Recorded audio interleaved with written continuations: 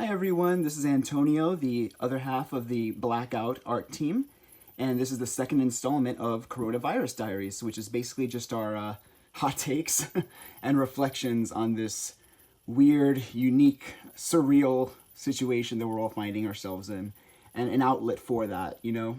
So, yeah, this is just some reflections I've got on this particular video on this experience that we're all in.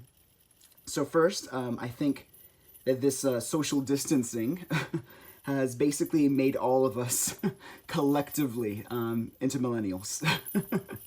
I think that, for example, we all filter things, right, these days through humor, which is a very millennial thing, you know, memes and videos and the whole thing, which go viral very quickly because we all relate to them. But it's also a way to not just pacify, right, this very serious situation that we don't really know how to think about, but it's a way to also stop us from really processing it, right? And I think we're seeing this basically across the board consistently, you know, all over the world, really. You know, we've all seen those videos from Europe, right? And we're also distancing ourselves, of course, right? Not just physically, but from behind a screen, which millennials have been doing for a long time now.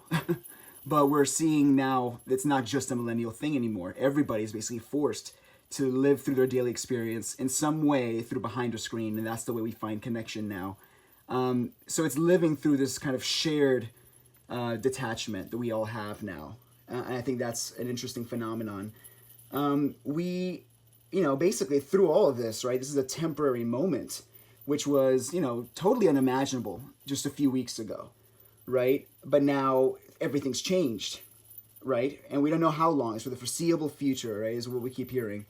And it just seems like, to me, I don't know, the start of something permanent. I can't quite put my finger on it, but it feels like something has changed in some permanent way beyond this temporary coronavirus situation. I feel like everything, when this is done and over, everyone's going to try to go back to their daily life and kind of rush back into it, I think, right? And something, you know, and I don't just mean like a recession, but I feel like something's going to be different, something's going to be changed in a long-term way, in a social way, in a sociological way, right? So just keep an eye out for that. When this is all done, just look around and see what's changed, right? If anything.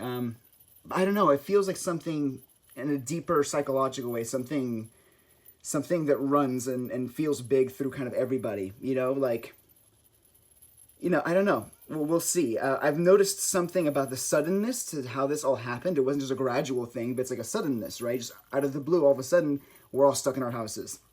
And I feel like there's some things here that basically have upended every aspect of our lives with totally surreal effects. It makes us feel like a movie, right? So like major cities all over the world have turned into ghost towns, right? Seeing these pictures and videos of people walking down major streets, you know, in Italy and elsewhere, right? Just totally empty. And that's only going to get more pronounced, I think, right?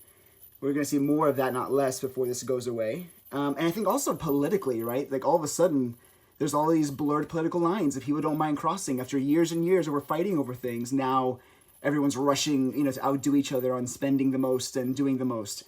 And it's amazing how a crisis can do that, right?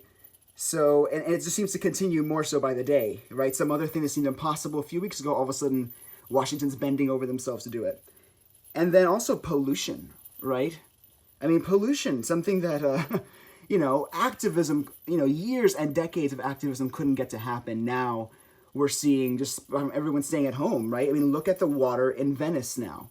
Like how clear it is. There's actually dolphins in the canals in Venice. And look at the sky everywhere. Right? It's just, it seems different. There's, again, this almost like invisible kind of differentness running through everything that I think is going to in some way continue when this is all done.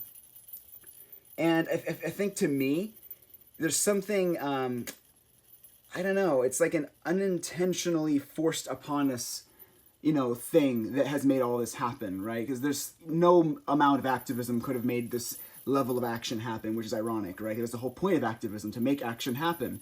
But it took this to do it. So that's really just interesting to me.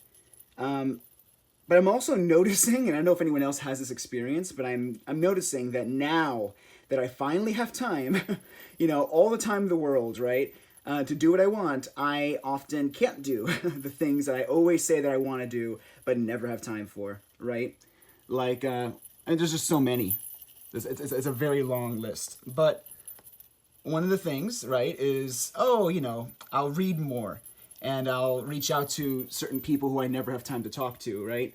But yeah, now that I have time, I just find that I still don't, or maybe I'll do a little bit and then not follow through or not finish.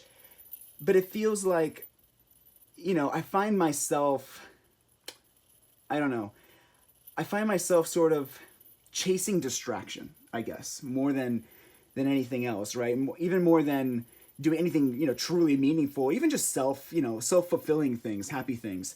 Instead, I'm just chasing distraction with the short-term news updates and the emails and everything else, just to see what's going on and looking up random things that have, maybe a little bit related to it, but none of the things I actually want to do with my time. If I thought, several weeks ago, oh, what would I do if I had all this time?